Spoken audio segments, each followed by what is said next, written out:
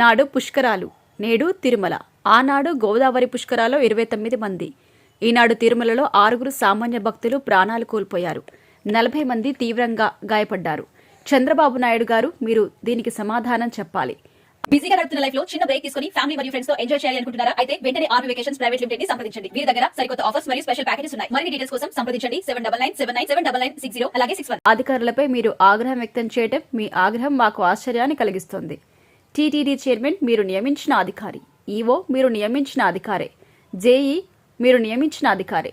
మీరు నియమించిన మీ అధికారులకు తెలియదా ముక్కోటి ఏకాదశి రోజున కొన్ని లక్షల మంది స్వామి దర్శనం కోసం వస్తారని? దానికి తగ్గట్టుగా ఏర్పాట్లు చేసుకోవాలని తెలీదా? తెలుసు, కానీ ఒక నిర్లక్ష్య భావం. అవునా కాదా? జరిగిన దుర్ఘటన చూస్తే అవును అనిపిస్తోంది. దేవునితో రాజకీయం చేసిన గౌరవ ఉప ముఖ్యమంత్రి పవన్ కళ్యాణ్ గారెక్కడా? ఐఆమ్ ఎన్పోలాజిటిక్ సనాతని హిందూ అని మైకులు పలిగిపోయేలా అరిచారు కదా సార్ ఆ రోజు. ఇప్పుడెక్కడున్నారు? ఏం మాట్లాడరే ఉప ముఖ్యమంత్రి? You must apologise all the devotees in Tirumala. You must, it's high time.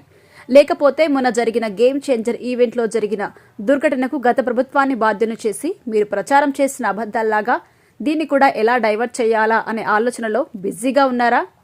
90 కౌంటర్లు వేసి వేరువేరు లొకేషన్స్లో ఏర్పాటు చేశారు. సరే, సంతోషం.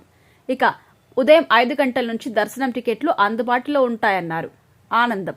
మీరు చెప్పింది వివిధ రాష్ట్రాల ప్రాంతాల భక్తుల ఉత్తర ద్వార దర్శనం కోసం వచ్చారు. మీరు చెప్పింది విని. కానీ మీ ఏర్పాట్ల లోపం వల్ల విష్ణు నివాసం, బైరాగి పట్టెడ, రామచంద్ర పుష్కరిణి వద్ద ఎంత తొక్కిసలాటులు జరిగాయి? దీనికి ఖచ్చితంగా కారణం మీ వైఫల్యమే. Queue line management failed, administration failed, law and order failed, GST failed. Total గా ఈ రోజున ఏడుకొండలవాడి సాక్షిగా కూటమి ప్రభుత్వం ఫెయిల్డ్. మా పార్టీ సీనియర్ నాయకులు భూమన కరుణాకర్ రెడ్డి గారు, రోజా గారు చెప్పినట్టు బాధిత కుటుంబాలకి ₹1 కోటి సహాయం అందించాల్సిందిగా కోరుతున్నారు. మీ ఆగ్రహం వల్ల, మీ సారీ వల్ల ఏం ప్రయోజనం లేదు. చివరికి మా పార్టీ అధ్యక్షులు వైఎస్ జగన్మోహన్ రెడ్డి గారు సంఘటనా స్థలానికి చేరుకుంటున్నారు అని తెలిస్తే కానీ మీ పాదం అటువైపు కదలలేదు బాబుగారు.